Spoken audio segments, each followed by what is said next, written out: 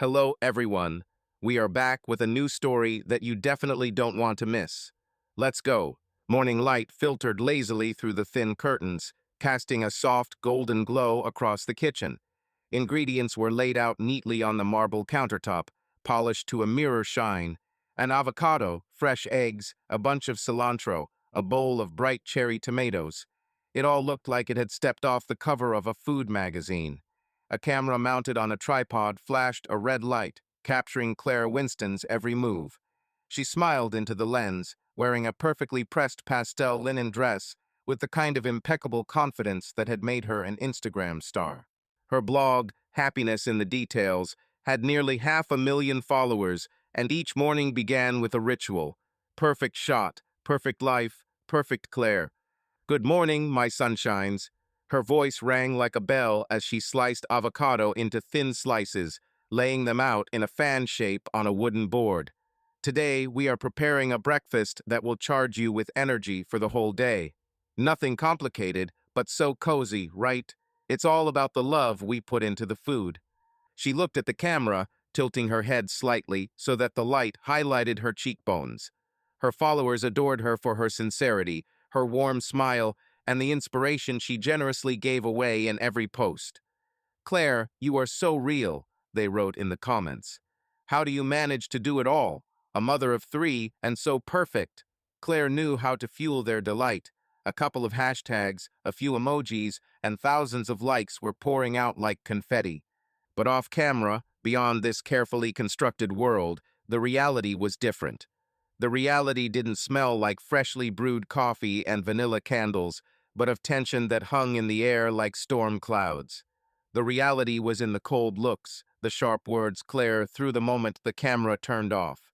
The reality was in the eyes of her eldest son, Lucas, who sat at the kitchen island, his head buried in his phone, pretending he wasn't there.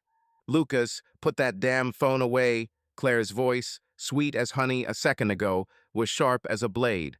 She didn't look at her son, continuing to arrange the berries on the plate, but her tone was laced with irritation.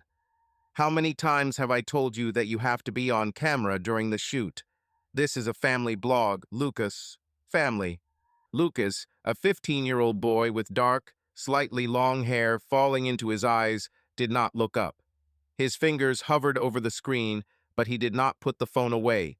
He knew that any movement, any word could be the spark that would ignite a storm. He had learned to be silent, to observe, to dissolve in the shadows of this perfect house, where everything was subordinated to one thing, the image. I don't want to, he said quietly, almost in a whisper, but there was steel in his voice. Lucas had long been tired of this show, of the endless rehearsals of family happiness, of the staged smiles, of the need to pretend that everything was fine. He saw how his mother changed as soon as the camera turned off.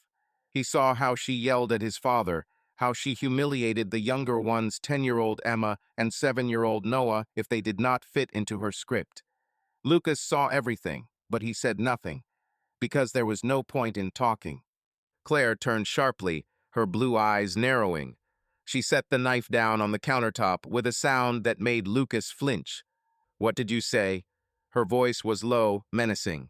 Do you think you're allowed to just sit and do nothing? Do you think I'm doing all this for myself? This blog feeds us, Lucas. It feeds you, your sister, your brother, and your father, who, by the way, didn't bother to get up on time again.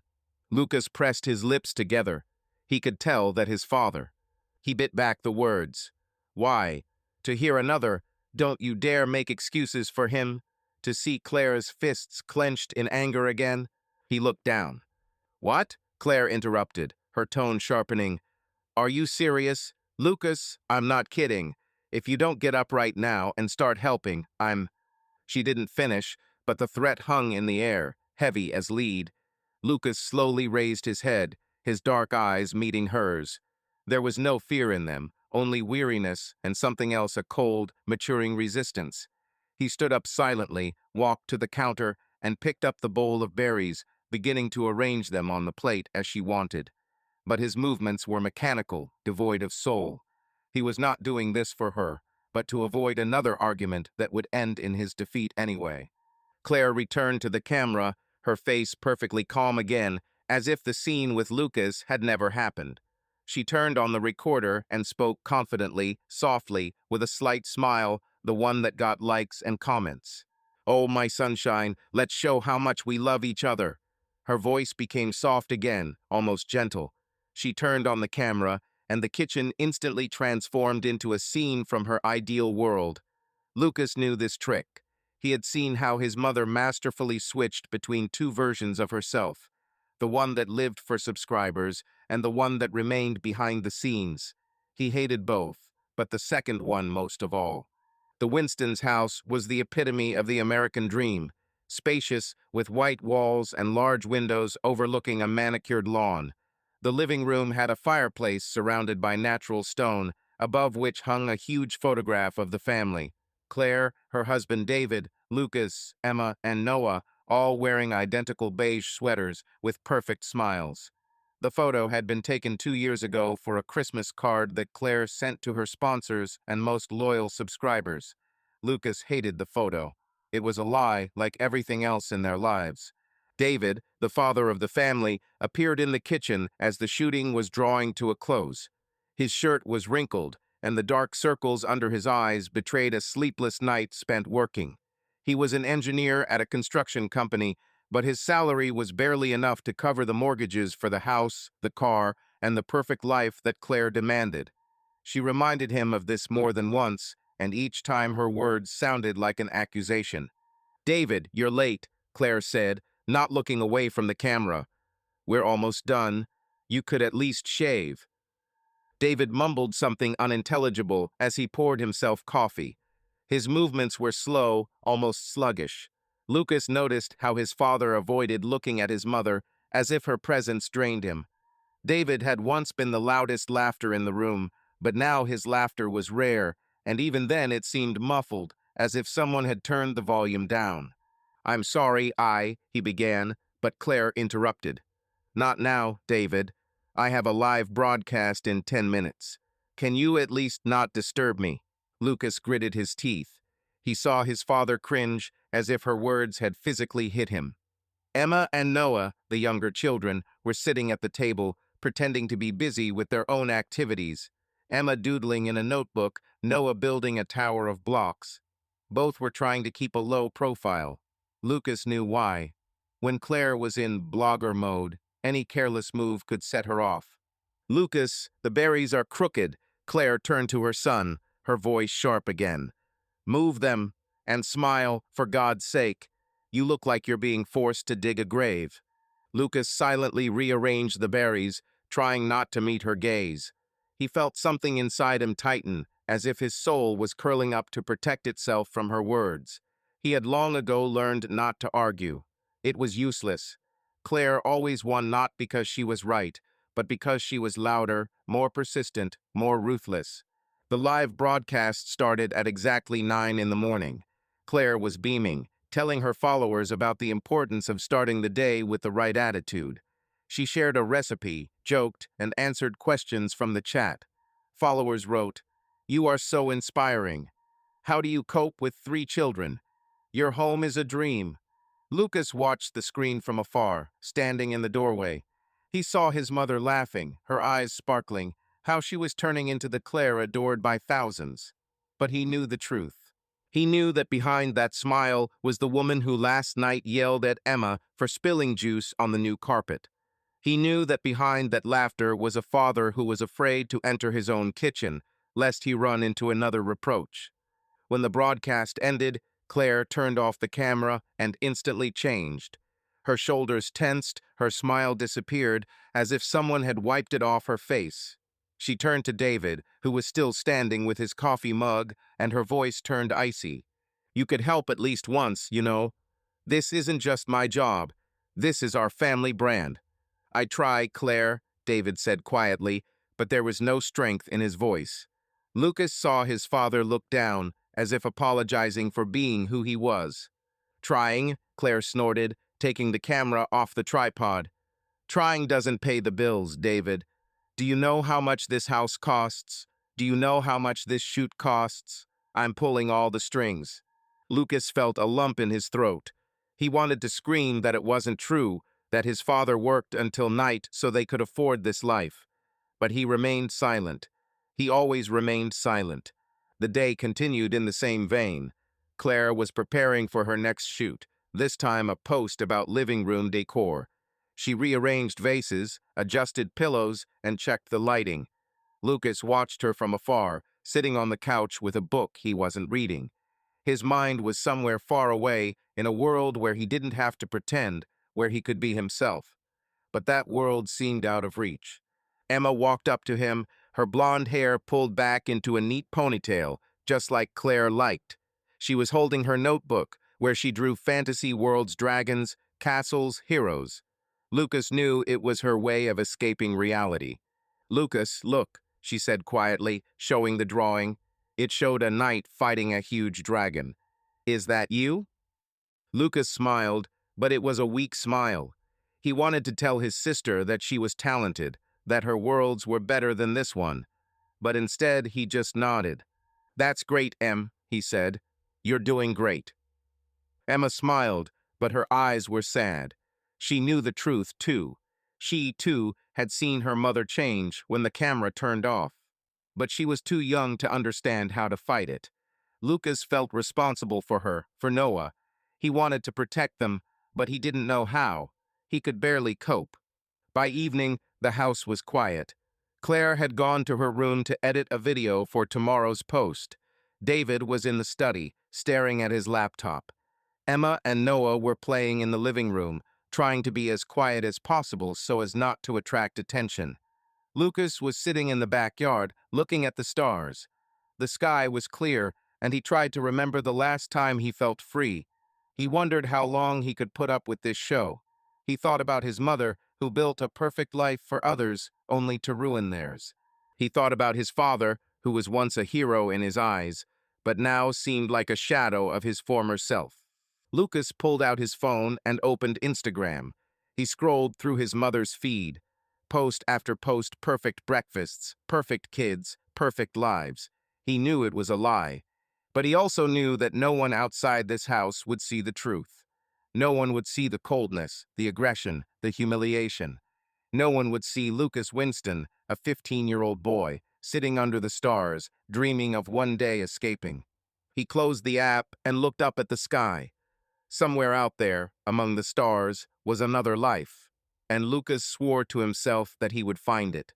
Not today, not tomorrow, but someday, because he couldn't be a part of this show anymore. Saturday morning in the Winston house began with the usual bustle, but not the warm, cozy one that family films promise, but with tense, almost theatrical preparation for the next act. Claire stood in the center of the living room turned makeshift studio, holding a clipboard with the script for tonight's show written out. Steps, pauses, lines, even expected facial expressions. The light from the softboxes cast a steady, unforgiving glow on her face, like a spotlight on an actress who hasn't been given the chance to fail. In the background, someone was fiddling with dishes, the sound of obedient participation, background music for a scene in which Claire had no equal. She took a deep breath, nodded to the cameraman. Lucas knew what that meant. In 10 seconds, she would be back to being the version of herself the world adored, and despised if she faltered. "Lucas, Emma, Noah, wake up!" Claire's voice cut through the silence of the house like a director's clap before a scene. "Today is an important day. We have a shoot for sponsors. I don't want any mistakes, okay?" Her tone was sharp as a whip, and the children, accustomed to such commands, rose silently from their seats. Lucas, who had been sitting on the couch with his headphones on, turned off the music and put his phone in his pocket, trying not to meet his mother's eyes. Emma, the youngest, carefully folded her notebook of drawings and stood up, her movements cautious, almost cat-like, so as not to attract unnecessary attention. Noah, the youngest, a 7-year-old boy with a shock of blonde hair, jumped down from the chair where he had been building a tower of blocks and froze, awaiting further instructions. David, the father, appeared in the doorway, already in a fresh shirt, but with the usual tiredness in his eyes. He nodded silently to Claire, confirming his readiness for another role in her play. Today's shoot was special. A major home goods brand had commissioned Claire to do a sponsored post, and it meant not only money, but also an opportunity to cement her status in the influencer world. Claire was obsessed with growth. More followers, more likes, more contracts. Her blog, Happiness in the Details, wasn't just a hobby, it was her personal theater, where every family member played a role, whether they wanted to or not. David, you look like you haven't slept in a week again, Claire snapped, adjusting the lamp so that the light hit her face at the right angle. Do something about your face, please. We need to look perfect. David, a man in his 40s with tired shoulders and only a few traces of his old charm, muttered something like, okay, and walked over to the bathroom mirror. Lucas noticed his father lingering in front of the mirror, looking at his reflection, as if trying to find the man he once was. But that man had long since disappeared into Claire's endless demands and her quest for perfection. Emma, you'll wear the blue dress. It looks good on camera, Claire continued, not looking at her daughter. And don't forget to smile. Last time you looked like you were forced into it. It's unprofessional. Emma, a 10-year-old with delicate features and large blue eyes, nodded, her lips pressed into a thin line. She hated the blue dress, it was uncomfortable, with a stiff collar that chafed her neck, but arguing with her mother was like trying to stop a hurricane. Emma went silently to her room to change, her fingers fiddling nervously with the edge of the notebook she clutched to her chest like a talisman. Noah, on the other hand, seemed less affected by the atmosphere. He was still too young to fully understand what was going on, and his childish energy had not yet been sapped by his mother's pressure. But even he knew better than to make noise when Claire was at work. He carefully gathered up his blocks and ran upstairs to put on the shirt Claire had chosen for the shoot white, with a neat collar, like the little gentleman in her ideal world. The living room was transformed into a stage. Claire had set up the decor, wicker baskets filled with artificial flowers, a wooden tray with ceramic mugs, a cozy throw draped casually over the sofa. Everything was thought out to the smallest detail, from the angle of the candles to the placement of the pillows. She set up 2 cameras, one for the main shot, one for additional angles, and hooked up a laptop to monitor the image quality in real time. The light was soft and diffused, creating the illusion of morning coziness, although the midday sun was already blazing outside. Okay, let's get started, Claire commanded, clapping her hands like a director about to take a shot. David, you sit here with your mug. Smile, but not too much, it's fake. Lucas, you're standing in the back holding the tray of muffins. Emma, you're next to your dad, with your arm around his shoulder. Noah, you're on the floor, playing with the wooden toy, but not too much, so as not to distract him. The family took their positions, like actors taking the stage. Lucas held the tray, feeling his fingers tighten with tension. He hated these staged moments when he had to feign joy that wasn't there. He looked at Emma, who was trying to smile, but her eyes were empty, like a doll's.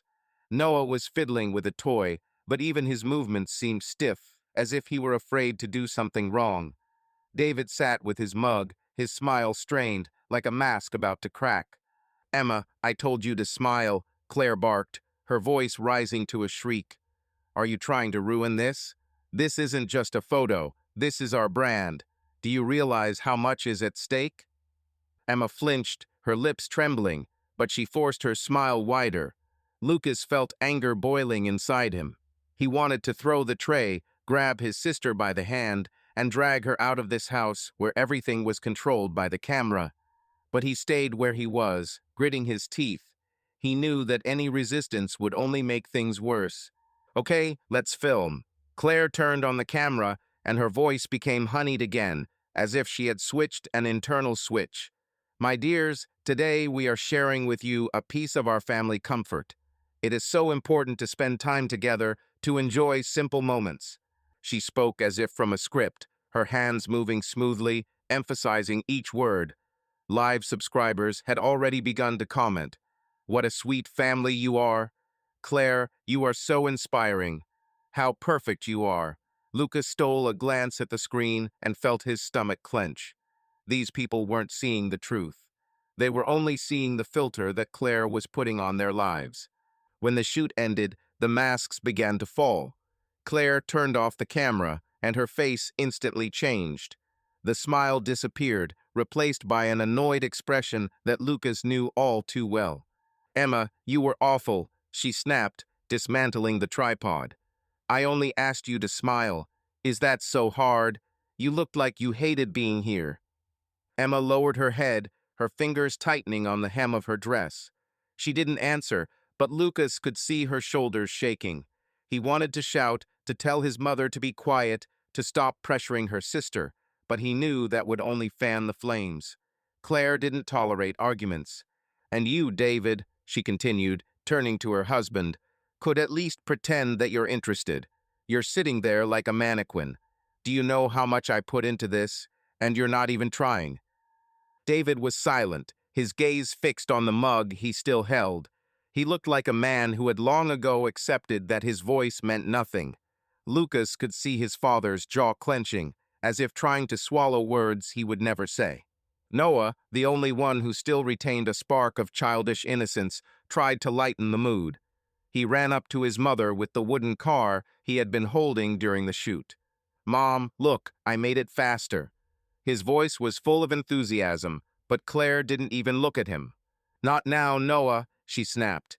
"Put that away and go to your room. I have work to do." Noah froze, his smile fading. He turned silently and walked away, his small steps almost silent. Lucas felt his heart tighten. He wanted to go to his brother, to say something encouraging, but Claire had already turned her attention to him. "Lucas, you stood there like a statue again." Her voice was as cold as the winter wind. "You think this is a game. This is our life. If you can't be a part of it, at least don't ruin the shot." Lucas didn't answer.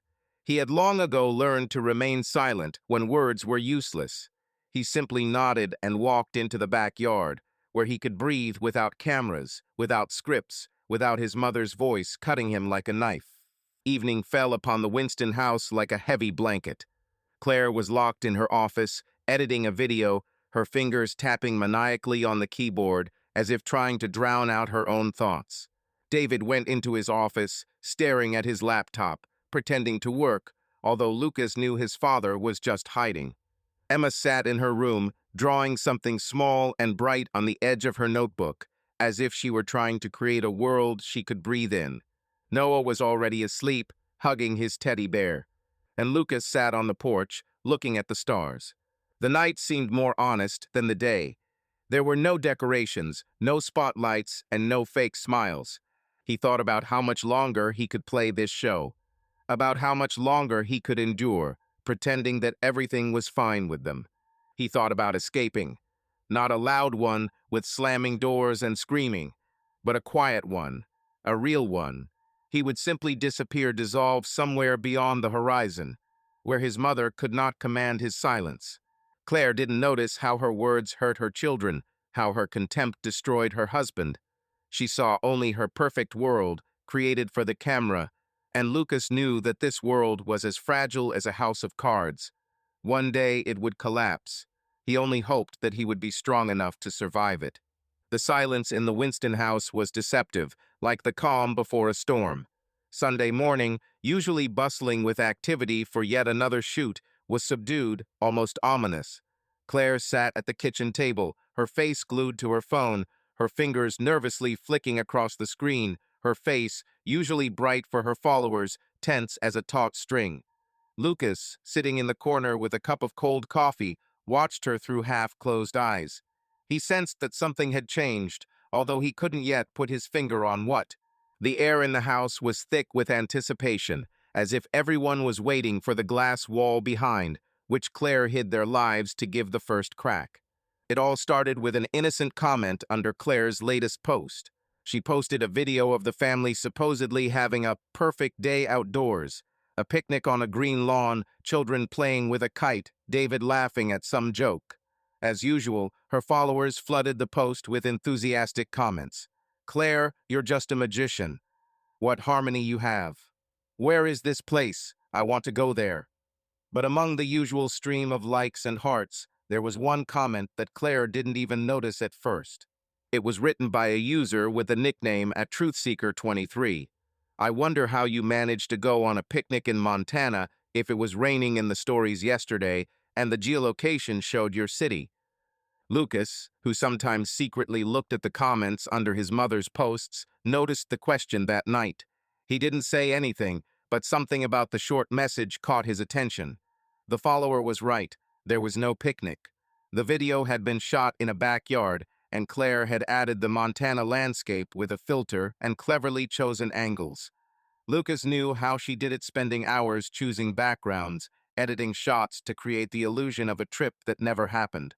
But for the first time, someone noticed a discrepancy, and apparently there were more than one. By morning, at Truthseeker 23's comment had garnered dozens of likes, and other questions were starting to appear underneath. Yeah, I noticed the geolocations don't match, too, at Mamoftwo88 wrote. And somewhere in the archives, there's a photo of the same lawn, but without the mountains in the background, at CuriousCat7 added. Lucas watched as his mother clutched her phone so tightly that her knuckles turned white as she read these messages. Her eyes darted around the screen, her lips moving as if she were mouthing answers she hadn't yet decided to write. So, is everyone going to be in my life now? Claire muttered, her voice shaking with barely contained rage. She looked up at David, who had just entered the kitchen, still in his pajamas, his hair disheveled. Do you see what's happening? They're digging through my posts like I owe them something. David, habitually avoiding conflict, shrugged and headed for the coffee maker. His silence only added fuel to the fire. Claire stood up abruptly, her chair scraping on the floor, and she threw the phone onto the table with such force that Noah, who was playing with a construction set in the corner, flinched and dropped a piece. Are you even listening? She barked, her blue eyes flashing like ice in the sun. This is our brand, David, our life, and you stand there like you don't care. Lucas watched as Emma, sitting at the table with her sketchbook, hunched over the paper, her pencil poised. She didn't look up, but Lucas knew she was hanging on every word. He could feel the tension in the room, as if the air had grown thick and heavy. It was rare for Claire to lose control so visibly, but something was different today. Maybe it was fear that her perfect world, built on filters and staged shots, was beginning to crack at the seams. Claire spent the morning frantically going through her old posts. She opened archives, deleted stories that might raise questions, and edited captions to remove any hint of inconsistency. Lucas watched her from afar, sitting on the couch with a book he wasn't reading. He saw her fingers shaking, her muttering under her breath, as if rehearsing a response for her followers. It wasn't just a reaction to a comment, it was panic. For the first time, someone had peeked behind the scenes of her performance, and Claire didn't know how to handle it. By midday, she had gathered her family in the living room. This wasn't a typical family gathering to discuss weekend plans or school work. This was an order to report to rehearsal. Claire stood in the center of the room, holding a tablet with her Instagram already open. Her hair was pulled back into a perfect bun, but a few strands had fallen out, betraying her inner turmoil. Listen carefully, she began, her voice cold and sharp as steel. Today, we're filming a response to these idiotic comments. I'm not going to let some trolls ruin what I've spent years building. We're going to make a video where we show that our life is real, that we're a happy family, and I want each of you to look convincing. Lucas felt his stomach clench. He knew that convincing in Claire's world meant perfect. It meant smiles that weren't there, laughter that wasn't meant to be, and words that sounded like they were memorized. He glanced at Emma, who sat on the edge of the couch, clutching the hem of her dress. Her eyes were downcast, but Lucas could see she was biting her lip, a habit she had when she was nervous. Noah, sitting on the floor, looked confused, his small fingers fiddling with the edge of the rug. David stood by the window, arms crossed, his face unreadable, but Lucas knew his father had already resigned himself to another role in this farce. What should we do? David asked quietly, his voice almost lifeless. Claire gave him a look of irritation. You're going to talk about how much you love our family, how much we spend time together, how lucky you are to have us, she said crisply. Lucas, you're going to talk about how much you love helping me with the blog. Emma, you just smile and look cute. Noah, you can say something about how much you love our family outings. It's that simple. Don't screw it up. Emma raised her head, her voice barely audible. What if I don't want to? Claire froze, her eyes narrowing. Lucas felt his heart skip a beat. Emma rarely argued with her mother. She was too soft, too fragile for that. But today, there was something new in her tone, almost rebellious. What did you say? Claire's voice was low, menacing, like distant thunder. She took a step toward her daughter, her shadow falling on Emma, causing the girl to shrink even more. I, I just don't want to, Emma repeated, her voice shaking, but she didn't look away. I don't want to pretend. It's all a lie. The room froze. Lucas felt the air become heavy, as if all the oxygen had been sucked out of him. He watched Claire's face change from surprise to fury. Her lips pressed into a thin line, and her eyes flashed like a predator ready to pounce. Not really, Claire asked, her voice dripping with venom. You think you can just tear down everything I've built? You think this is a game, Emma? This is our life. It pays for your art lessons, your stupid sketchbooks, this house. Emma cringed, her fingers clutching the hem of her dress so tightly that the fabric began to tear. Lucas wanted to intervene, to say something, to defend his sister, but his voice was caught in his throat. He saw his father take a step forward, then stop, as if remembering that his words would change nothing. Claire, stop, David said quietly, but his voice was as weak as a whisper in the wind. She's just a child. A child? Claire turned to him, her eyes blazing. She's a child who needs to know her place. You all should. This blog isn't just my hobby, it's our brand, our reputation. And I won't let you ruin it with your whims. Emma sniffled, her eyes filling with tears, but she didn't cry. She just hung her head, and Lucas felt his heart break.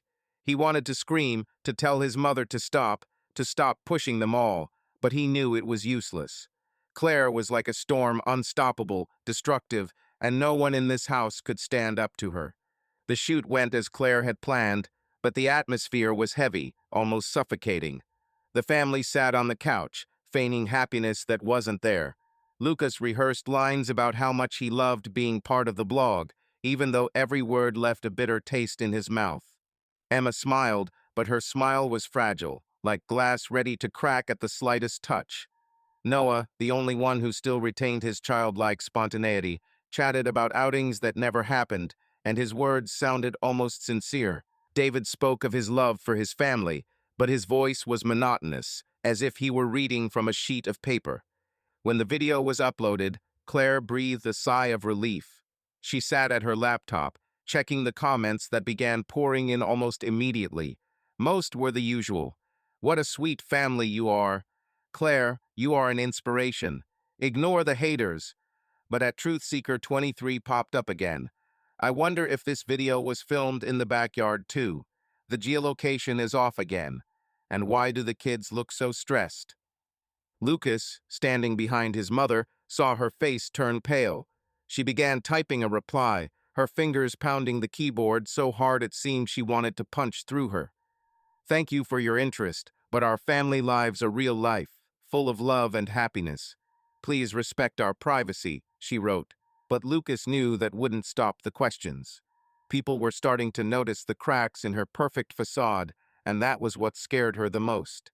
Claire became even more demanding. She checked the children's phones to make sure they weren't posting anything inappropriate on social media. She made David rehearse his lines before every shoot, criticizing his every word.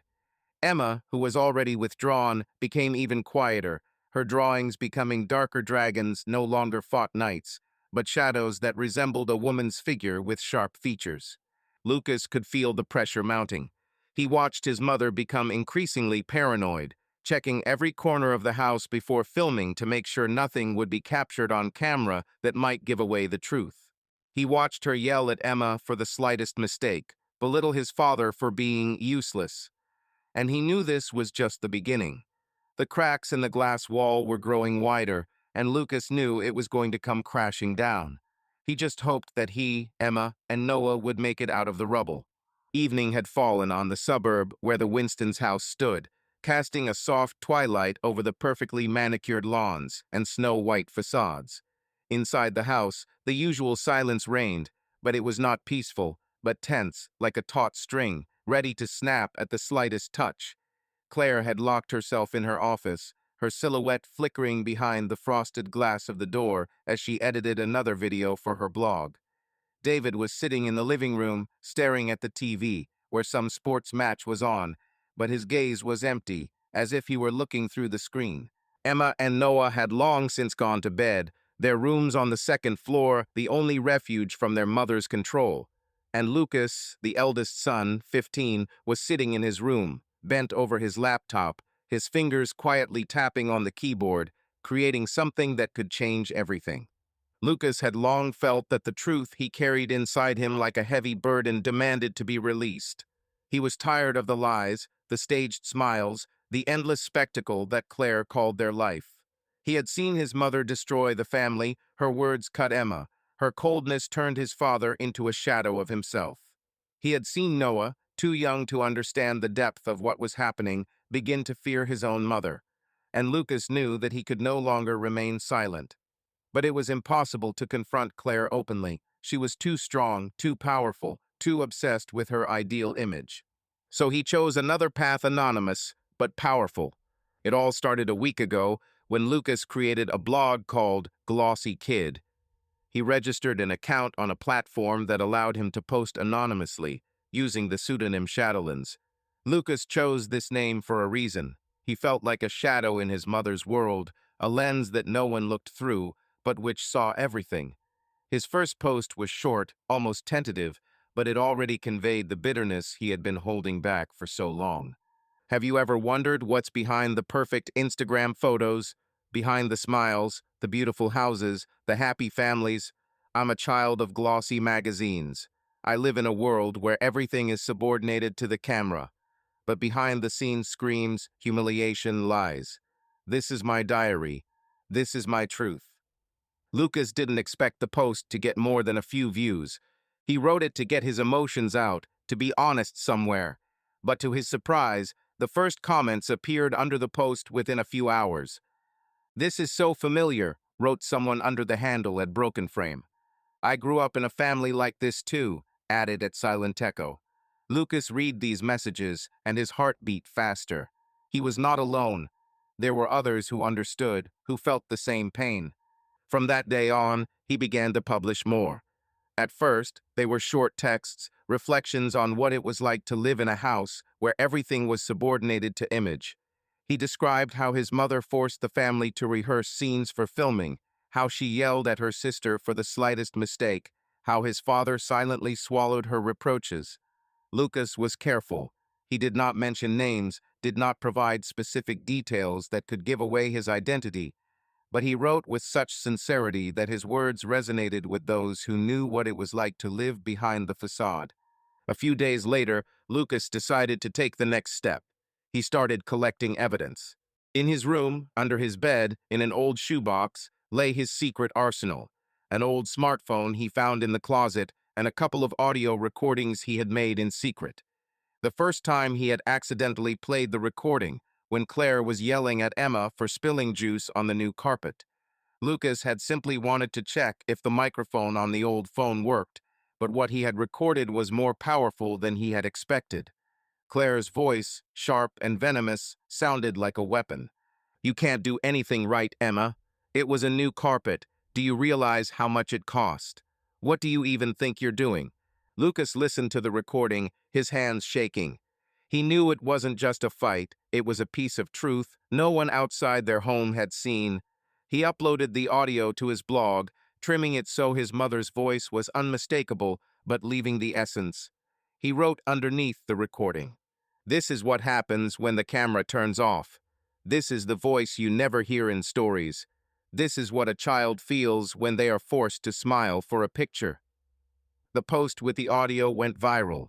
Thousands of people viewed it overnight, and the comments poured in like snow in a blizzard. "This is horrible," some wrote. "How can you treat children like this?" Others raged. Some even began to suspect that the blog was linked to a specific influencer, although no one had yet pointed the finger at Claire directly. Lucas read the messages, his heart pounding with a mixture of fear and relief. He knew he was on thin ice, but he couldn't stop. Claire, of course, had no idea. She was too busy waging a war with her followers, who kept asking questions about inconsistencies in her posts. The comments under her latest video, which featured a family allegedly having a fun night of board games, were becoming increasingly insistent. "Why do the kids look so stressed?" at Curious Cat 7 asked. "That's the same couch from the last post, just a different background," at Truthseeker 23 pointed out. Claire was evasive, smiling, but her responses were becoming increasingly harsh. She began banning those who asked too many questions, but that only added fuel to the fire. Followers sensed something was wrong, and their curiosity grew. Meanwhile, Lucas's blog was gaining momentum. He began posting photographs, grainy, furtive, but telling enough. One showed part of the Winston's kitchen, with Claire screaming at David, her face contorted with anger. Lucas had cropped the photo so that the faces were hidden, but the emotion was clear. Another showed Emma's hand clutching a pencil so tightly that it snapped as Claire forced her to repose herself for the photo. Lucas wrote short but poignant captions beneath each photo. "This is not staged. This is the moment when she thinks no one is watching. Sometimes I hear her crying at night, but in the morning she smiles for the camera again." Each post was like a hammer hitting the glass wall that Claire had so carefully built. Lucas knew he was taking a risk, but he couldn't stop. He felt like this was his way of fighting back, his way of reclaiming the voice his mother had taken from him. He wrote as an eyewitness, as a child who had seen too much, but couldn't speak up. His words were simple, but they resonated with thousands of people who knew what it was like to live in the shadow of someone else's expectations. One evening, when Claire was away at a meeting with sponsors, Lucas decided to take his boldest step yet. He wrote a long post in which he told the story of their family, without names, without specific details, but with such sincerity that it gave them goosebumps. He described how their mother made them pretend, how she humiliated their father, how she pressured their younger sister, how she turned their lives into a performance. He wrote about how he feared for his brother, who was still too young to understand what was happening, but was already beginning to be afraid. And he ended the post with the words that became his manifesto. "I don't want to be part of this lie anymore. I want the world to know the truth. Not for revenge, but for those like me who live in the gloss, but are suffocated by it." The post spread like wildfire across the internet. It was reposted, discussed, and quoted. People began sharing their stories, telling of families where everything was not as it seemed, of parents who sacrificed their children for the sake of their image, of homes where love existed only on screen. Lucas read these comments, and his eyes filled with tears. He did not expect his words to find such a response. He did not expect his truth to become something more than just his personal protest.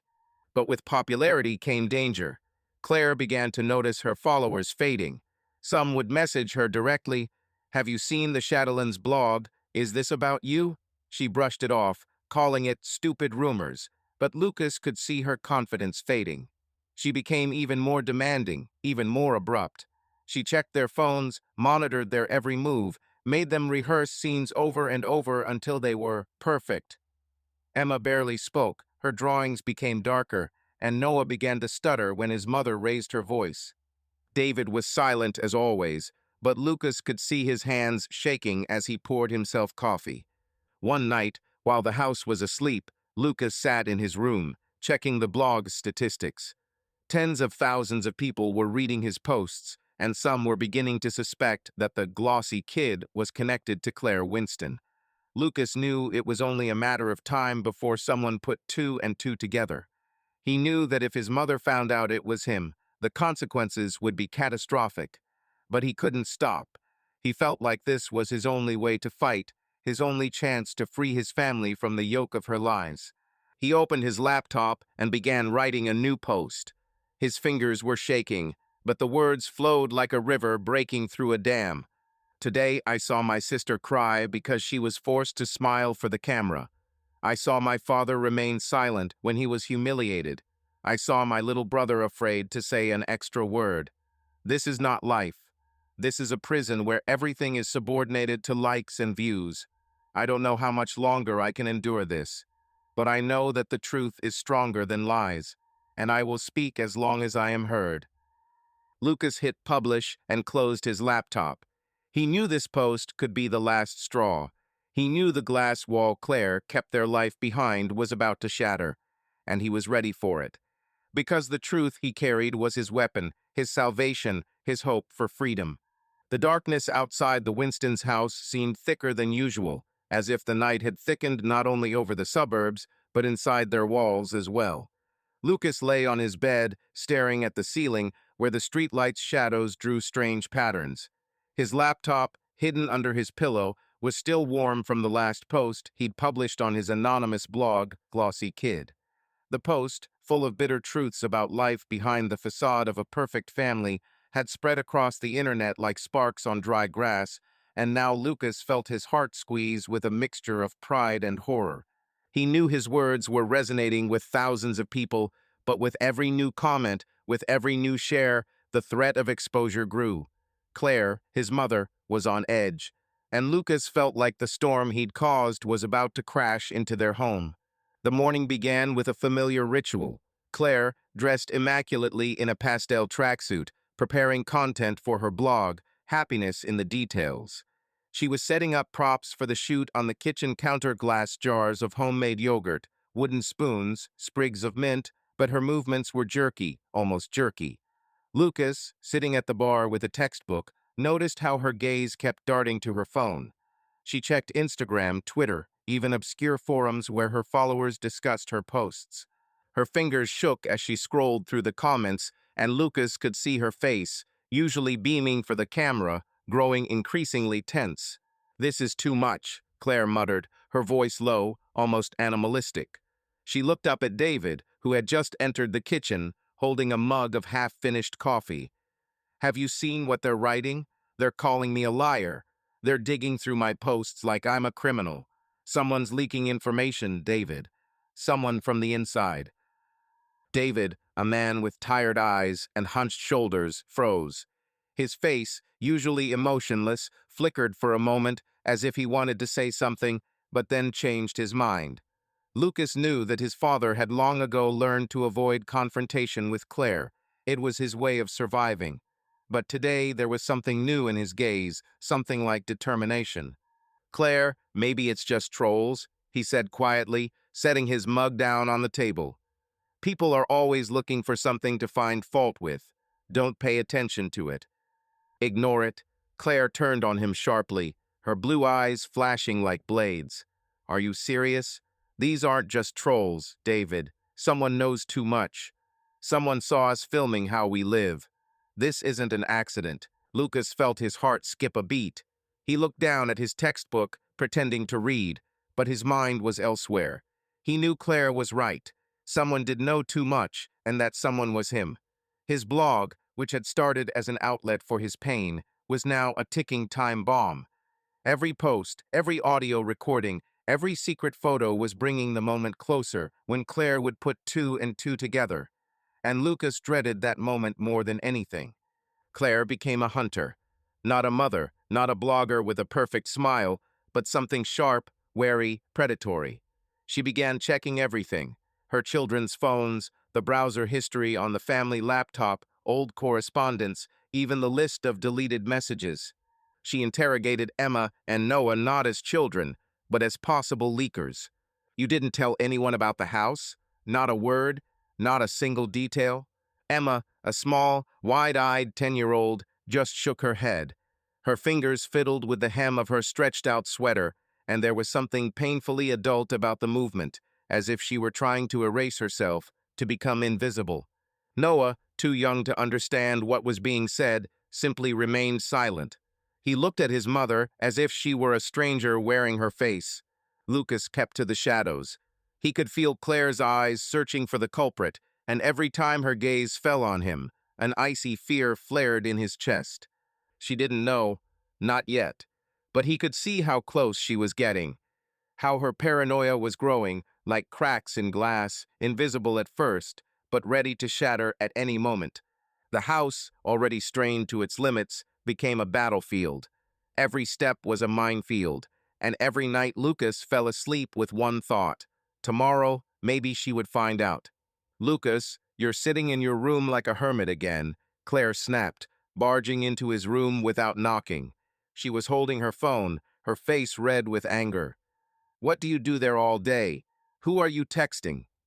Lucas slowly closed the laptop, trying to remain calm. His heart was pounding, but he forced himself to look her in the eyes.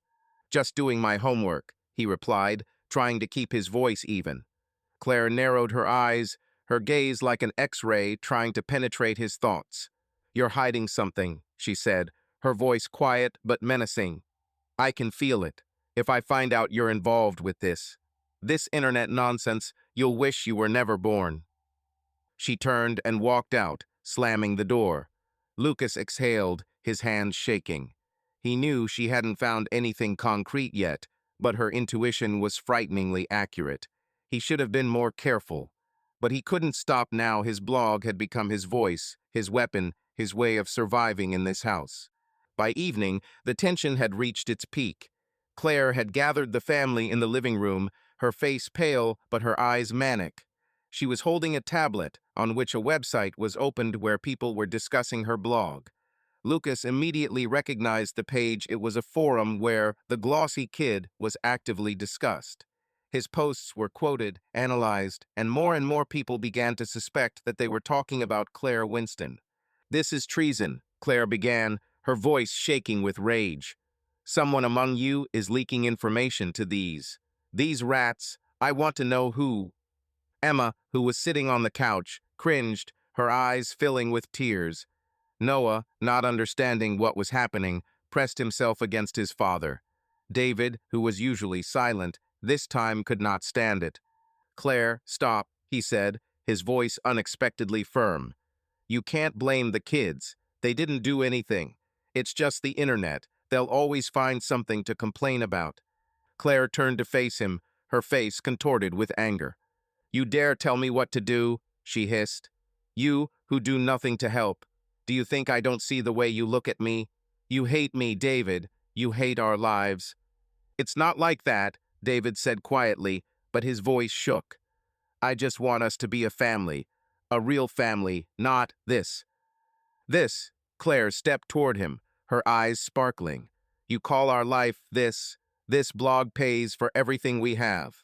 This house, your car, their school, and you dare blame me." Emma sobbed, and Lucas felt his fists clench. He wanted to stand up, to say something, to protect his father and sister, but fear paralyzed him. What if Claire figured it out? What if she checked his laptop? He knew she was capable of that. Her paranoia knew no bounds. "You're a weakling, David," Claire continued, her voice thick with contempt. "You've always been a weakling. And if I find out you or any of the kids are behind my back." She paused, her gaze sliding to Lucas, and he felt a chill run down his spine. "You'll all be sorry." David stood up, his face pale, but there was a fire in his eyes that Lucas hadn't seen in a long time. "Stop threatening the children, Claire," he said, his voice shaking with emotion. "It's not their fault. It's your obsession that's destroying our family." The room went silent. Even Claire seemed stunned. She had never heard David speak to her like that. Her face turned purple, and for a moment Lucas thought she was going to hit his father. But instead she laughed a cold, evil laugh that cut into his ears like glass. "My obsession?" she asked, her voice dripping with venom. "You're the one who ruined everything, David. You were never good enough for me. And if I find out you or your kids are up to anything, I'll destroy you."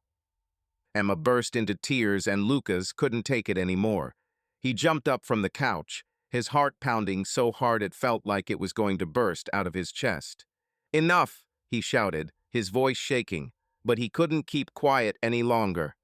"You can't treat us like this. We're not your dolls." Claire turned to face him, her eyes narrowing. "What did you say?" she said slowly, her voice dangerously quiet. Lucas felt fear grip him, but he forced himself to continue. "You're making us pretend," he said, his voice hardening. "You're making us lie to the world. We're not a happy family, Mom. We're afraid of you." The room fell into a deathly silence. Emma stared at Lucas with wide eyes, Noah clung to his father, and David seemed to look at his son with pride for the first time in a long time.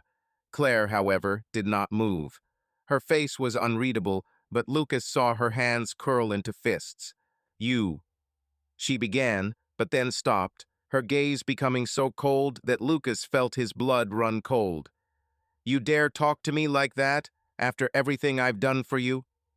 "You did this for yourself," Lucas said quietly, and the words hung in the air like a death sentence.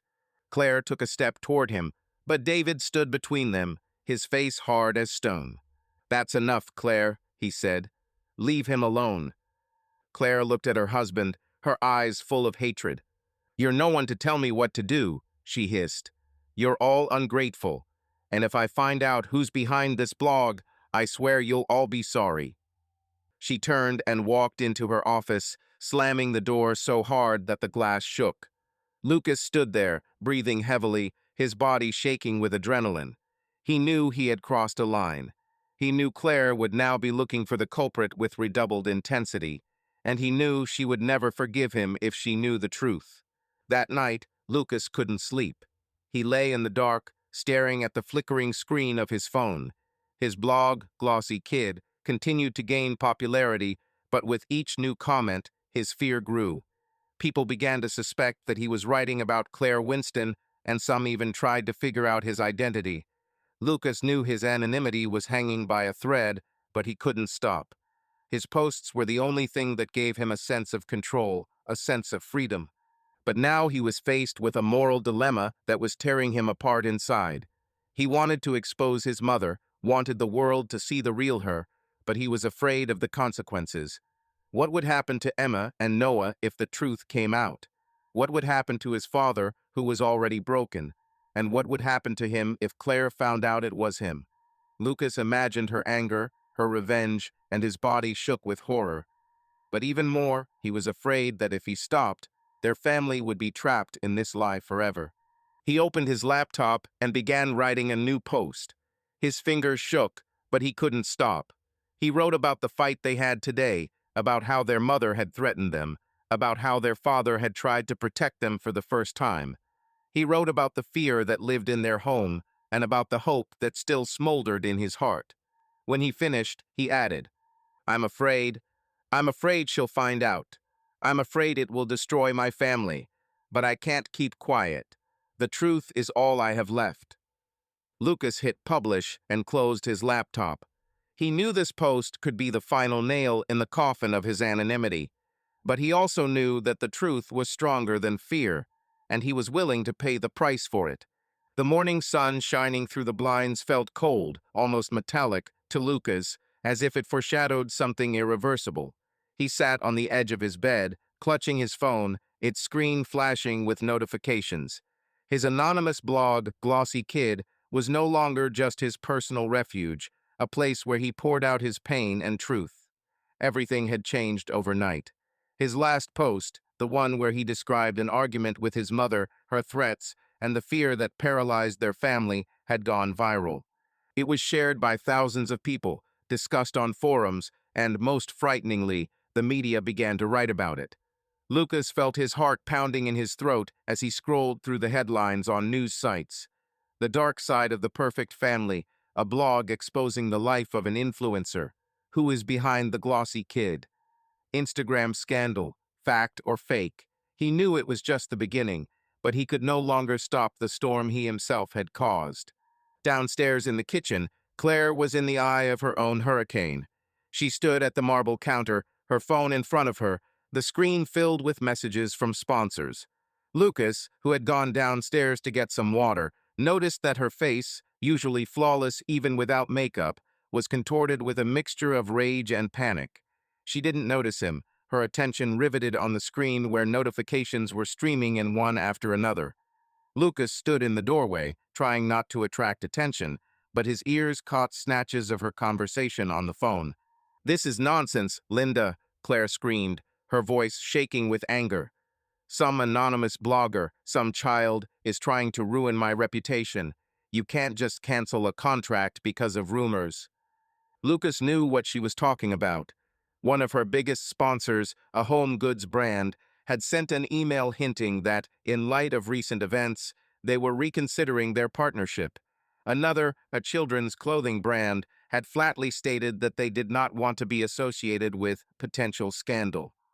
Claire, whose career depended on her perfect image, felt the ground shifting beneath her. Her blog, Happiness in the Details, which she had spent years building, was now hanging by a thread, and she was prepared to fight for it at any cost. Lucas retreated quietly into the hallway, his heart pounding. He knew his posts were the cause of this chaos. His words, his truth, the ones he'd written to free himself, now threatened to destroy everything Claire had built. And while part of him was elated her facade was finally crumbling, another part was paralyzed with fear. What if she found out it was him? What would happen to Emma, Noah, their father? Lucas felt his soul torn between the desire to continue and the terror of the consequences. By midday, the Winston house had become a war zone. Claire had gathered the family in the living room, her eyes blazing like a cornered predator. She held up a tablet that showed a news site with the headline, "Anonymous Blog Exposes Instagram Star's Dark Side." Lucas, sitting on the couch next to Emma, tried not to look at his mother, but he could feel her gaze burning through him like a laser. "This is the end," Claire began, her voice low, almost growling. "Do you understand what's happening? Someone among you is a traitor. Someone is leaking information to these rats on the internet, and I will find out who it is." Emma, huddled on the couch, had her head down, her fingers fiddling with the hem of her sweater. Noah, sitting on the floor with a wooden car, looked at his mother with wide eyes, not understanding why she was so angry. David stood by the window, his face pale, but there was a sparkle in his eyes that Lucas hadn't seen in a long time. "Claire, you can't just blame everyone," David said, his voice quiet but steely. "Maybe it was just one of your followers who noticed something was wrong. You said yourself that people like to dig into other people's lives." Claire turned sharply to face him, her face turning purple. "Are you serious, David?" she hissed. "You expect me to believe this was an accident? Someone knows too much. Someone was in our house, saw us filming, heard me say something, and I'm sure it was you." David froze, his eyes wide with surprise. Lucas felt his stomach clench. He knew his father had nothing to do with the blog, but Claire, blinded by paranoia, was ready to blame anyone. She took a step toward David, her fingers curling into fists. "You've always hated my blog," she continued, her voice shaking with rage. "You hate that I'm successful, that I make more money than you. You want to destroy me, right? You're the one leaking information to frame me." "Claire, this is crazy," David said, his voice growing louder but still sounding tired. "I never did anything against you. I supported you, even when you turned our lives into this circus." "A circus?" Claire laughed, but her laugh was cold as ice. "You call my job a circus? You're the clown, David. You do nothing but sit and complain, and now you're setting me up to prove that you're better?" Lucas couldn't stay silent any longer. He saw Emma shaking, Noah looking at his parents with horror, and his patience snapped. He stood up, his fists clenched, and took a step forward. "Mom, stop," he said, his voice shaking but firm. "Dad didn't do anything. Stop blaming him." Claire turned to Lucas, her eyes narrowed. "Are you going to tell me what to do now?" she snapped. "Do you think I don't see you whispering behind my back? Maybe it's you. Maybe you've decided to be a hero, Lucas." Her words hit him like a slap. Lucas felt the blood rush to his face, the fear and anger warring inside him. He wanted to scream that it was him, that it was his blog, that he was tired of her lies, but something inside stopped him. He saw Emma looking at him, her eyes full of tears, and he knew he couldn't confess. Not now. Not like this. "I didn't do anything," he said quietly, looking down. But his voice was shaking, and he knew Claire had noticed. She stepped towards him, her face so close that Lucas could feel the heat of her breath. "If I find out it's you," she whispered, her voice full of venom, "you'll regret being born." Emma let out a sob, and David couldn't take it anymore and stepped forward, standing between Claire and Lucas. "Stop threatening the kids," he said, his voice firmer than ever. "You've gone too far, Claire. It's not their fault your sponsors are leaving. It's your lies that are crumbling, and you know it." Claire froze, her eyes widening as if she couldn't believe David would dare speak to her like that. For a moment, Lucas thought she was going to hit his father, but instead she stepped back, her lips pressed into a thin line. "You'll regret saying that," she hissed and went into her office, slamming the door so hard that the pictures on the walls shook. By evening, the house was plunged into a heavy silence. Claire did not leave her office, but Lucas knew that she would not give up. She would look for the culprit until she found him. He sat in his room, scrolling through his blog feed. His posts were now discussed not only on the internet, but also in the news. One of the major portals published an article where they analyzed his posts, comparing them with Claire's posts. The journalists did not yet know who the author of The Child from Gloss was, but they had already begun to ask questions. Who is this Instagram star hiding the truth about her family? Lucas felt his anonymity melting away, like ice, and he knew his time was running out. He knew that every new post brought the moment closer for Claire to learn the truth.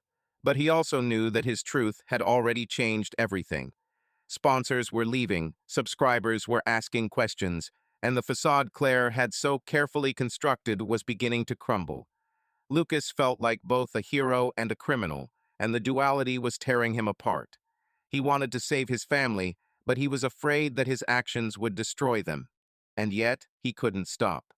The truth was his only weapon, and he was ready to use it to the end. The silence in the Winston house was unnatural, like the calm before an earthquake, when even the air feels heavy with the anticipation of disaster. Lucas sat in his room, his back against the cold wall, his fingers nervously fiddling with the hem of his t-shirt. His laptop, hidden under his mattress, was the only window into a world where he could be honest, but now even that window was under threat. Claire, his mother, had become like a cornered animal in recent days, her rage mingling with despair. Her perfect world was crumbling, and she would do anything to maintain control. Lucas felt the walls of the house closing in on him, as if trying to suffocate him. The morning began with the sharp sound of Claire's footsteps on the wooden floor. She burst into the living room, where Emma and Noah were sitting on the couch, leafing through the books Claire had chosen for her latest shoot. Lucas, who had gone downstairs to get water, froze in the doorway as he watched his mother yank the router out of the socket so hard the cord snapped. Her face was contorted with anger, her eyes were like coals, and when she spoke, her voice was laced with fury. "That's it," she screamed, throwing the router on the floor. "That's enough. No internet in this house. Do you think I don't know that one of you is digging through my blog, leaking information to these dirty gossips? I'll find out who it is, and I swear you'll regret it." Emma, fragile as a glass figurine, cringed, her fingers clutching the book she held. Noah, not understanding the gravity of what was happening, looked at his mother with wide eyes, his little car falling from his hands and rolling across the floor. Lucas felt his heart squeeze. He knew Claire was close to breaking down, and her paranoia was now threatening not only him, but the entire family. "Claire, calm down," David said quietly, appearing in the doorway. His voice was tired, but there was a hint of determination in it that Lucas hadn't seen before. "You can't just turn off the internet and stop your kids from interacting with the world. That's not okay." Claire turned to face him, her eyes narrowing. "Is it abnormal?" she asked, her voice low, almost ominous. "What's abnormal is that someone in this house is betraying me. Do you think I don't see how you whisper to Lucas? How Emma hides her phone? You're all against me." Lucas felt his blood run cold. He knew his blog, Glossy Baby, was the cause of this chaos. His posts, the audio recordings of Claire screaming, the photos he'd taken secretly, were all now being discussed in the media, and one by one, her sponsors were dropping her. But Claire didn't know he was the author, and Lucas had gone to great lengths to maintain his anonymity. He'd hidden his laptop, deleted his browser history, and used an old phone to post over mobile data. But her words, her suspicious gaze, made him feel like she was getting closer to the truth. "Mom, I didn't do anything," Emma whispered, her voice shaking like a leaf in the wind. She looked up, her blue eyes full of tears. "I don't even use social media, you know that." Claire stepped towards her daughter, her face a mask of fury. "Don't lie to me, Emma," she snapped, snatching the phone from the girl's hands. "I saw you typing something yesterday. Do you think I'm blind? Do you think I don't know you might be a part of this?" Emma sobbed, her shoulders shaking. Lucas felt anger boiling in his chest. He wanted to scream, to tell his mother to leave her sister alone, but fear held his tongue. He knew any careless word would give him away, but he couldn't just stand there and watch Claire destroy Emma. "Mom, stop," he said, his voice hoarse but firm. "Emma didn't do anything. She doesn't even know what you're talking about." Claire turned to face him, her eyes like two sharp points. "And you, Lucas," she said, her voice laced with venom. "You're always so quiet, so unnoticeable, but I know you're hiding something. Give me your number, now." Lucas froze. His phone, the same old smartphone he used for his blog, was hidden in his backpack upstairs. But even the thought of Claire finding it made his heart beat faster. He shook his head, trying to look calm. "I don't have anything you need," he said, but his voice wavered. Claire took a step toward him, her hand darting out, and before Lucas could react, she had snatched his main phone from where it lay on the table. She gripped it so hard her knuckles turned white, and then, with a scream, she threw it onto the floor.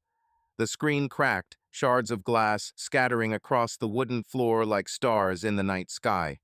"You think you can play with me?" she screamed, her voice rising to a shriek. "You think I'm going to let you destroy everything I've built?" Emma burst into tears, Noah slumped against the couch, and Lucas felt his fists clench. He wanted to scream, to tell her that it was him, that it was his blog, that he was tired of her lies.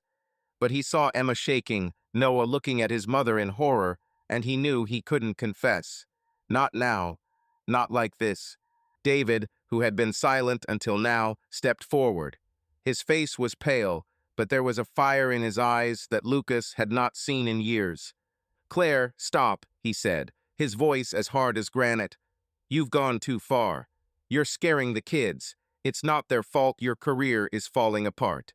Claire turned to face him, her eyes flashing. "My career?" she asked, her voice full of contempt. "It's our life, David. It pays for everything we have. And you're just a weakling who can do nothing but whine and complain." "I'm tired, Claire," David said, and his words hung in the air like a hammer blow. "I'm tired of your yelling, your threats, the way you treat the kids. I want a divorce." The room froze. Lucas felt his breath catch. He had never heard his father speak so forcefully, so openly. Emma looked up, her tears stopping, as if she couldn't believe what she was hearing. Noah looked at his father, confused, not understanding what was happening. Claire, however, wasn't ready to back down. "Divorce," she laughed, but her laugh was as cold as a winter wind. "You think I'm going to let you go? You think I'm going to let you ruin my life? If you file for divorce, I'll accuse you of abuse, David. I'll tell everyone what a monster you are. I have connections, I have followers. They'll believe me, not you." David turned pale and his hands shook, but he didn't back down. "Do what you want, Claire," he said, his voice quiet but determined. "But I won't let you ruin our children any further." Claire stepped towards him, her face a mask of fury. "You'll regret this," she hissed. "You all will." She turned to Emma, who was still sitting on the sofa, shaking with tears. "And you," Claire snapped, grabbing her daughter's hand. "You're staying in your room until I sort this out. No phones, no going out, no friends." Emma screamed, trying to break free, but Claire was stronger. She dragged the girl up, her footsteps echoing down the stairs. Lucas heard the door to Emma's room slam shut, then the sound of a key turning in the lock. His heart sank with terror. He wanted to run after her, to kick the door down, to free his sister, but his feet were rooted to the floor. He knew that any action now would only make the situation worse. Noah, sitting on the floor, began to cry, his small shoulders shaking. Lucas sank down next to him, hugging his brother, but his own eyes were dry. He felt anger and fear warring inside him, but guilt was stronger than anything. He had started this. His blog, his truth, they had led to this. And now his family was paying for his actions. By evening, the house had become a fortress. Claire had turned off the Wi-Fi, confiscated every device she could find, and forbidden the children to leave their rooms. She walked around the house like a general, checking every corner as if she were looking for a spy. Lucas, locked in his room, could hear her rummaging through drawers, checking his closet, muttering curses under her breath. He knew she was looking for evidence, and he prayed she wouldn't find his old phone, hidden in a box under his bed. When Claire finally left, Lucas pulled out his phone and connected to the mobile data plan. His blog was still active, with new comments coming in every minute. People were supporting him, sharing their stories, thanking him for his courage. But Lucas didn't feel brave. He felt like a traitor who had destroyed his family. He opened the draft of a new post, his fingers hovering over the screen. He wanted to write about what had happened today, the broken phone, Emma locked away, his mother threatening him. But he couldn't. Fear was like chains. What if Claire found the phone? What if she found out it was him? Instead of a post, he wrote a short message in the platform's support chat where he kept a blog. I'm afraid that I will be discovered. If that happens, my family may not survive. What should I do? The answer came a few minutes later. You are doing an important thing. The truth always wins. But be careful. If you are in danger, find help. Lucas read the message, and his heart sank. He knew that the truth was winning, but at what cost? He closed the phone and put it back, feeling the walls of his room getting tighter. That night, Lucas heard a whisper behind the door. It was David. He knocked softly, almost inaudibly, and Lucas opened the door to see his father, whose face was pale, but whose eyes were blazing with determination. Lucas, David whispered, I know you're hiding something, and I won't force you to talk. But if it's you, if you do something to stop her, I'm with you. Lucas froze, his throat tightening. He wanted to confess, to tell his father everything, but the fear was too strong. Instead, he nodded, his eyes filling with tears. Thank you, Dad, he said quietly. David put his hand on his shoulder, and there was more warmth in the gesture than Lucas had felt in years. He knew his father had taken a step that could cost him everything, and he knew it was his turn to decide how far he was willing to go for the truth. The night in the Winston house was heavy, like the air had thickened to molasses, clinging to his lungs. Lucas lay on his bed, his eyes tired from lack of sleep, watching the cracks in the ceiling that seemed deep as chasms in the dim moonlight. His old phone, hidden in a box under his bed, was his last bridge to the outside world, to his blog, Glossy Kid, which had become both his salvation and his curse. Claire, his mother, had turned the house into a fortress. The Wi-Fi was cut off, the phones confiscated, the doors locked. But Lucas knew he couldn't stay silent any longer. His truth, spilling out online, had already changed everything, and now he had to take the final step, even if it meant destroying what was left of their family. Morning came with a gray light that filtered through the curtains, as if reluctantly. Lucas woke to the sound of Claire's footsteps. She was again walking around the house, checking everything that could give away her enemy. Her paranoia was at its peak. She was searching drawers, checking pockets of clothes, even looking under furniture. Lucas heard her muttering under her breath, her voice a mixture of anger and fear. He knew she was looking for him, looking for the person behind the blog that had ruined her career. And he knew that time was running out. Claire locked Emma in her room, forbidding her to leave, and Noah, too young to resist, was under her constant supervision. David, their father, was a shadow, but in his eyes Lucas saw a spark of determination that had appeared after their nightly conversation. He knew his father was preparing for something, but he didn't know what. Lucas felt he had to act quickly before Claire found his phone and destroyed the last thread connecting him to the world. Lucas waited until Claire had gone to her office to answer calls from sponsors who were still trying to cancel their contracts. He snuck into the closet, where he kept the old router that Claire hadn't noticed when she disconnected the internet. His hands shook as he plugged it in, praying that it would work. When a weak Wi-Fi signal appeared on his old phone, Lucas felt his heart beat faster. This was his chance. He knew he had to do something that couldn't be ignored, something that would make the world see the truth. He opened the video recording app and began to speak. His voice was quiet but firm, as if he had finally found the strength he had been hiding for so long. He sat in the dim light of his room, the light from his phone illuminating his face, highlighting the shadows under his eyes and the determination in his gaze. "My name is Lucas," he began, his voice shaking, but he forced himself to continue. "I am the glossy kid. I am the one who wrote the blog. I am the one who posted the notes, the photos, the truth about what is happening in our house. My mother is Claire Winston, the Instagram star, the woman you know as the perfect mom, wife, blogger. But behind her smiles, behind her posts, there are lies. She yells at us, humiliates my father, locks up my sister, scares my brother. This is not a family. This is a prison." Lucas paused, his throat tight. He knew this confession would change everything. He knew Claire would never forgive him. But he also knew it was his only chance to free Emma, Noah, and their father. He uploaded the audio recordings to the video, the ones where Claire yelled at Emma for spilling the juice, where she threatened David, where her voice was full of venom. He added photographs, the smashed phone, Emma's locked door, the dark circles under their father's eyes, and he ended the video with the words that became his manifesto. "I don't want to remain silent any longer. I want you to know the truth. Not for revenge, but for those like me who live in the shadow of lies. If you can hear me, help us. Please." Lucas uploaded the video to the blog, his fingers shaking as he hit publish. He knew this was the point of no return. He knew Claire would see it, and the consequences would be catastrophic. But he also knew this was his only chance. The video spread across the internet at an alarming rate. Within hours, it had been viewed millions of times, reposted, discussed, and quoted.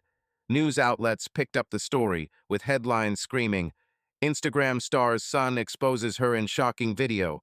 The dark truth behind happiness in the details. Claire Winstone under fire."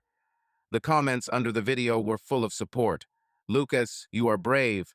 We are with you. This has to end."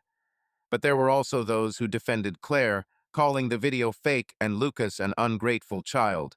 Lucas read these comments, and his heart sank. He knew that the truth always causes controversy, but he did not expect it to be so loud. By midday, reporters were calling the house. Claire, still in her office, answered the calls with growing panic. Lucas could hear her voice through the door, high-pitched, almost hysterical. "It's a lie," she screamed into the phone. "My son is out of his mind. This is all fake. You can't trust some teenager." But Lucas knew her words no longer carried weight. The video was too compelling, the evidence too clear. And when he saw the news that local child protection authorities had launched an investigation into the Winston family, he felt his heart tighten with a mixture of relief and horror. He'd done it. He'd shattered the facade. But what would happen next? Claire burst into his room without knocking, her face red with anger, her eyes blazing like a wild animal. She was holding her phone, with his video open on the screen. Lucas froze, his body tensed like a string. "It's you," she hissed, her voice full of hatred. "You betrayed me. You betrayed our family. How dare you?" Lucas stood up, his legs shaking, but he forced himself to look her in the eyes. "I didn't betray you," he said, his voice quiet but firm. "I told the truth. You destroyed our family, Mom, not me." Claire took a step toward him, her hand raised, and for a moment Lucas thought she was going to hit him. But instead, she threw the phone on the floor, the screen shattering into pieces. "You've destroyed everything," she screamed, her voice rising to a shriek. "You think this is the end? I'll find a way to punish you, Lucas.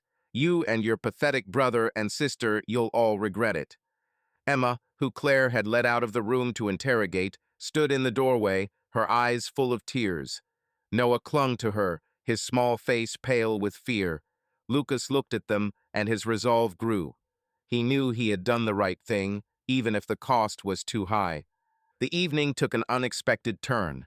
David, who had been silent all this time, gathered the children in the living room while Claire was busy calling her lawyers. His face was tired, but there was a determination in his eyes that Lucas had never seen before. "We're leaving," he said quietly, his voice barely audible. "Tonight, my sister, your Aunt Linda, is waiting for us in the next state. I can't leave you here any longer." Lucas looked at his father, his heart pounding. He knew it was a risky move, that Claire could blame David for anything, but he also knew it was their only chance. Emma nodded, her eyes full of hope, and Noah, not understanding the seriousness of it, simply clung to his father. They packed quietly, almost without making a sound, while Claire was in her office. Lucas picked up his old phone, putting it in his pocket, knowing he might still need the blog. As they walked out of the house, the night enveloped them like a blanket, and Lucas felt his lungs fill with the air of freedom for the first time in a long time. David's car sped along the dark roads, its headlights only illuminating a narrow strip of asphalt. Emma and Noah were asleep in the back seat, their faces calm, as if they had finally found peace. Lucas stared out the window, his mind full of doubt. He knew his video had changed everything, that child services would now deal with their family, that Claire might never forgive him. But he also knew he had done it for them, for Emma, for Noah, for his father, for himself. As they pulled up to Aunt Linda's house, the light in the windows seemed warm, like the promise of a new life. Lucas knew this wasn't the end, that there would be trials, charges, a fight ahead. But for the first time, he felt like they were no longer in a cage. And that was the beginning. The morning light in Aunt Linda's house was soft, almost comforting, filtering through the lace curtains and casting golden streaks across the wood floors. Lucas sat at the kitchen table, clutching a mug of hot tea that had long since gone cold. His gaze was drawn to the window, which looked out onto an unfamiliar landscape, a small town in the next state, with its neat houses and green lawns, a world away from the glossy hell they had left behind. Emma and Noah were asleep upstairs in the room Linda had prepared for them, and David, their father, was talking to his sister in the living room, his voice quiet but full of tired determination. Lucas knew that their escape from Claire's house had been only the first step, and now they would have to fight a new battle for the truth, for freedom, for a chance to start over. David took the children to his sister Linda's, the same night they ran away from home.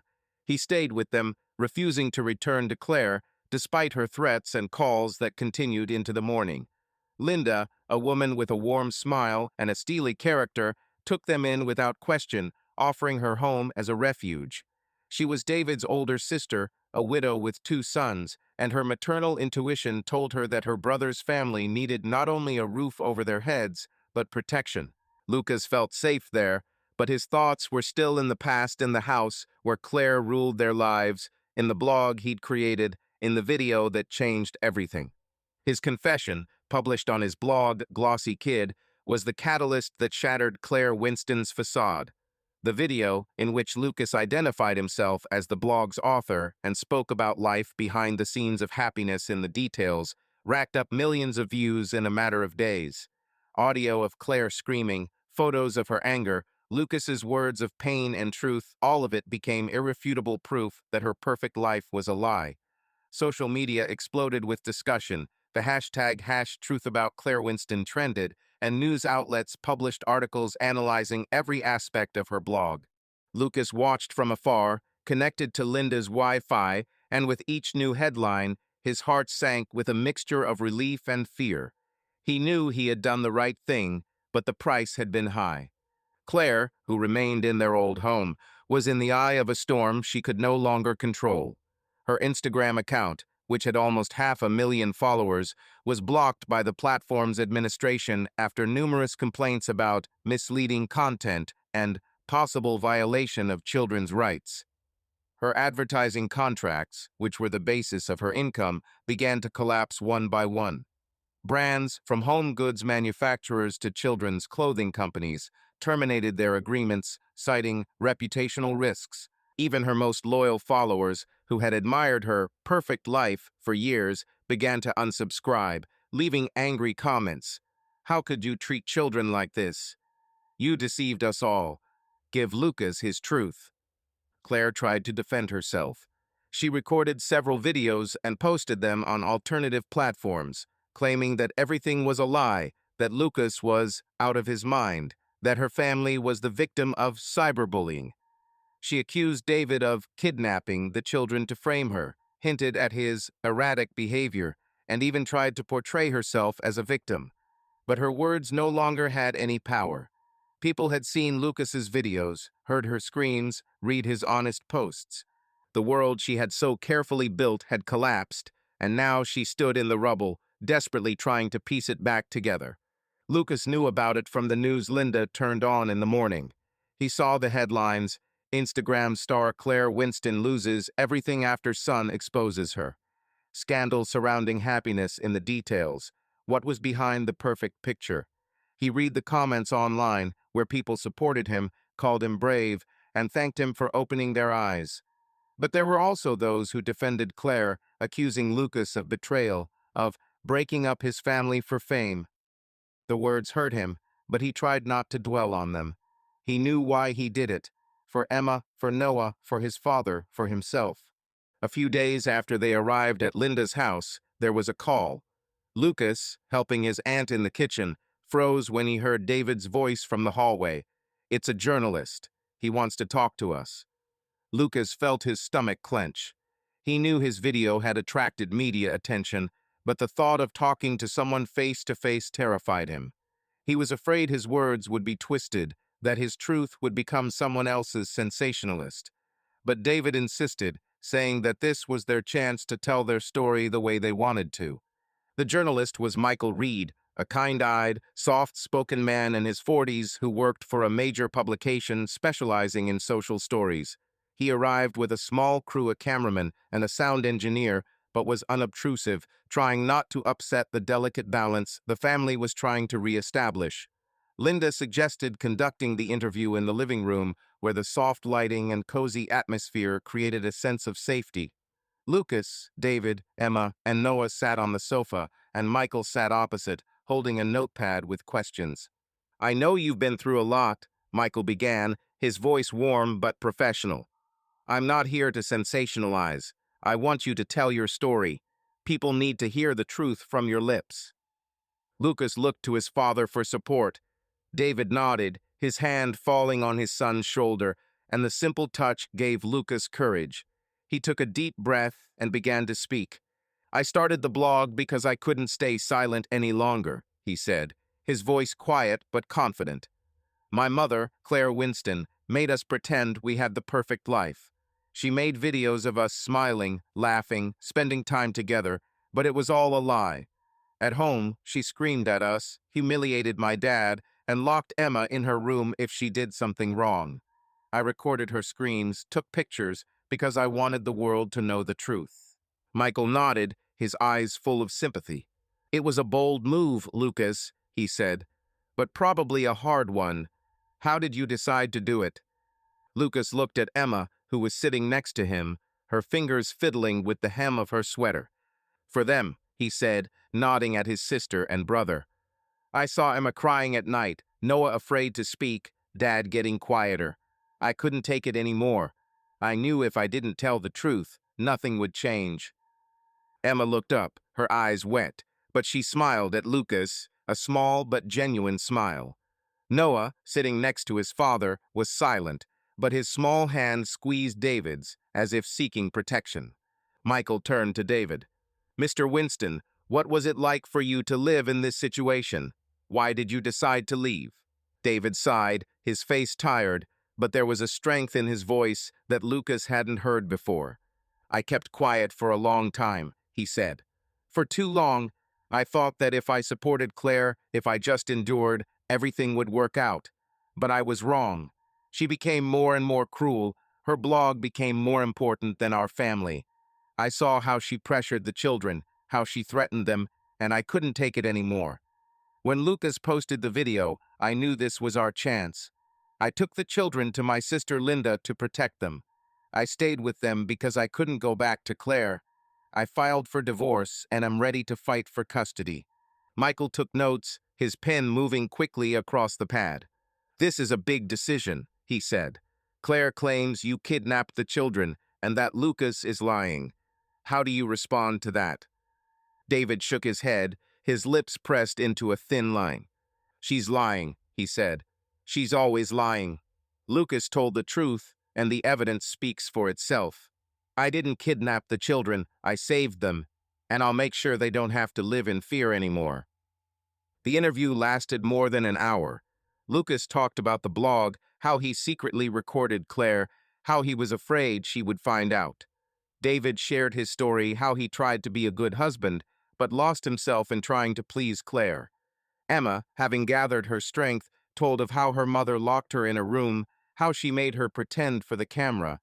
Even Noah, usually quiet, said a few words about how he was afraid of my mom when she was angry. Michael listened attentively, asking questions that helped to paint a picture of their lives, but not pushing, letting them talk at their own pace. When the interview was over, Michael shook their hands, his eyes full of respect. You are incredibly strong, he said. Your story will help many people who live in similar situations. Thank you for trusting me. Lucas felt the lump in his throat dissolve. He knew this interview would be another blow to Claire's facade, but he was ready for it now. He wasn't afraid anymore. The interview came out a few days later and was a sensation. The article, published on the publication's website, was accompanied by video clips of Lucas, David, Emma, and Noah telling their story. The headline was, "The Truth About Claire Winston, Family Exposes Instagram Star's Dark Side." The article detailed their lives, quoted Lucas, David, and Emma, and included links to audio recordings and photos from the blog. It was written respectfully, without unnecessary drama, but its impact was devastating. Claire, still trying to defend herself, recorded another video where she cried, claiming that she had been slandered, that her family had betrayed her. But her tears no longer moved anyone. People saw the truth, and her accusations rang hollow. Her accounts on other platforms began to be blocked. Her followers finally turned away, and sponsors who were still hesitant to do so canceled their last contracts. Claire Winston, once an Instagram star, became a pariah, her name associated not with inspiration, but with lies and cruelty.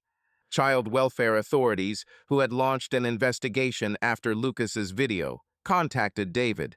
They interviewed the children, confirming that their stories matched the evidence. Claire was called in for questioning, but her attempts to accuse David of kidnapping were not supported. A custody trial was scheduled, and David, with the support of Linda and a lawyer, was ready to fight for the children. Lucas, Emma, and Noah began a new life in Linda's house. It wasn't easy, they still jumped at loud noises, were afraid that Claire would find them, but gradually the fear subsided. Emma began to paint again, her pictures became brighter, filled with light and hope. Noah, freed from his mother's pressure, began to laugh more often, his childish energy returned. David, despite his fatigue, smiled more often, his eyes were no longer empty. Lucas continued to blog, but now he wrote not about pain, but about hope, about how the truth can set you free. One evening, sitting on Linda's porch, Lucas looked up at the stars. He thought about how far they had come, how their family, broken by lies, was beginning to come back together. He knew there would be hardships ahead, the trial, possible charges from Claire, trying to rebuild trust. But he also knew they were no longer in a cage. And this was the beginning of a new story, their own. The autumn wind blew through the streets of the small town where Lucas, Emma, Noah, and their father, David, now lived. At Linda's house, modest but warm, with a worn wooden porch and a garden overgrown with golden leaves, was their new refuge. There were no marble countertops, designer light fixtures, or cameras monitoring their every move. There was just creaky furniture, the smell of freshly brewed coffee, and a sense of freedom that Lucas was still learning to accept. For the first time in years, their lives were simple, honest, devoid of the glossy filter that Claire, their mother, had imposed on them for so long. This was not the end of their story, but the beginning of something new, a life where they could be themselves. David filed for divorce shortly after taking the kids to Linda. The trial was brutal, but expected. Claire, whose world had fallen apart after Lucas's revelation, tried to fight. She hired lawyers, accused David of child abduction, and claimed that he and Lucas had conspired to destroy her reputation. But the evidence: Lucas had collected audio recordings of her screams, photographs of her anger, his own video confession was irrefutable. Child Protective Services investigated and confirmed that Claire had created an environment of emotional abuse in the home. The court granted David full custody of the kids, and Claire was given limited contact with them until she underwent psychological evaluation and therapy. Lucas knew his mother would never admit her guilt, but he no longer cared. He had done everything he could to protect Emma and Noah, and now they were safe. But new details emerged during the trial that shocked even David. During the investigation, lawyers discovered correspondence between Claire and several men who turned out to be her lovers. She had carefully hidden these relationships, using her blog as a cover for trips that she presented as work meetings or location shoots. David wasn't surprised to learn about this. He had long suspected that Claire was living a double life, but her betrayal still left a bitter taste. Lucas, hearing about it from Linda, felt a strange mixture of relief and emptiness. It explained her coldness, her detachment, her obsession with image. But it also meant that their family, even in the best of times, was built on lies. "She never loved us the way she showed in her posts," Lucas said one evening, sitting on the porch with his father. David nodded, his gaze fixed on the horizon, where the sunset was painting the sky crimson. "I know," he said quietly, "but we're still a family, Lucas, and now we can make it real." These words sank into Lucas's soul. He realized that their new life was not just the absence of Claire, but a chance to build something of their own, honest, without filters and productions. Lucas continued blogging, but now he did so under his real name. The Glossy Kid became the diary of Lucas Winston, and his tone changed. He no longer wrote about pain and fear, but about learning to live again. His posts were simple but sincere. He described Emma painting pictures full of light, Noah laughing without fear for the first time as they played in the garden, David smiling as he told old stories from his childhood.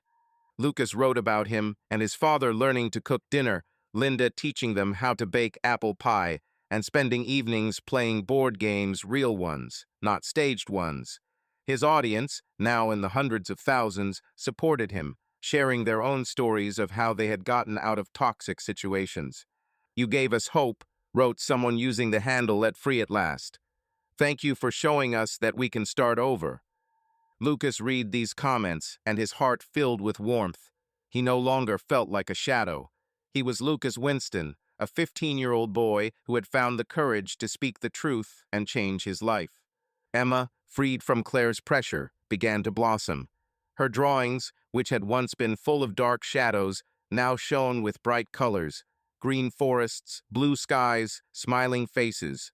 She even began posting her work on Instagram under her own account, which Lucas had helped her create. Her posts were simple, unfiltered, unstaged, and people loved them for their sincerity. "You're a talent, Emma," they wrote in the comments, and Lucas could see her eyes light up when she read those words. Noah, the youngest, was still cautious, but his childish energy was returning. He loved to play with his cousins, Linda's sons, who came to visit on weekends. His laughter, loud and carefree, was the music of the house, and Lucas smiled every time he heard it. Noah began asking questions about Claire, but David answered gently, without going into detail, explaining that his mother was sick and needed time to get better. Lucas knew that wasn't the whole truth, but he was grateful that his father had protected Noah from pain. David, freed from Claire's oppression, began to change. He found a new job at a local construction company, where his engineering skills were in demand. He was no longer a shadow, silently swallowing humiliation. In the evenings, he told the children stories about his childhood, about how he dreamed of becoming an architect, about how he met their mother before she was obsessed with fame. Lucas saw a spark in his eyes that had long since died out, and it gave him hope. Linda became more than just an aunt to them. She became a second mother. Her home, full of warmth and the smell of home-cooked food, was a place where they learned to trust again. She didn't try to replace Claire, but her care, her quiet confidence, helped heal the wounds. Lucas often found himself looking at her with gratitude when she taught Emma how to bake cupcakes or helped Noah with his homework. The trial ended a few months later. Claire, having lost almost all of her followers, sponsors, and reputation, tried to fight the court's decision, but her arguments were weak. Her lawyers could not refute the evidence Lucas had collected, and her public attempts to portray herself as a victim only made matters worse. The judge, after hearing testimony from the children, David, and even Linda, ruled that Claire was not entitled to custody until she underwent long-term therapy and proved that she could create a safe environment for the children. She was allowed limited, supervised visits, but she refused, claiming that she would not be humiliated. Lucas was not surprised. He knew that her pride had always been stronger than her love.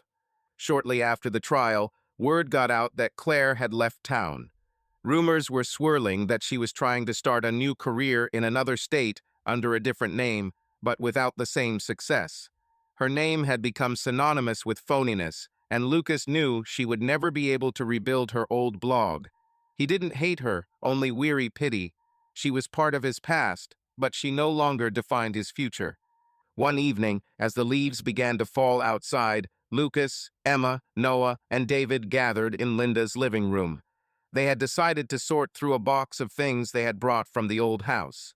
Among the old toys, books, and clothes, Lucas found a framed photograph, the same one that had hung over the fireplace in their old house.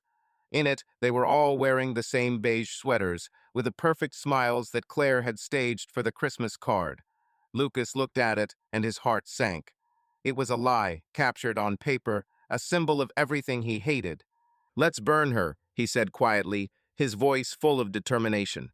David looked at his son, his eyes full of understanding. "Are you sure?" he asked. Lucas nodded. "It's not us anymore."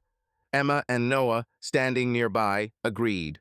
Linda brought matches, and they all went out into the yard, where a small fireplace was already burning.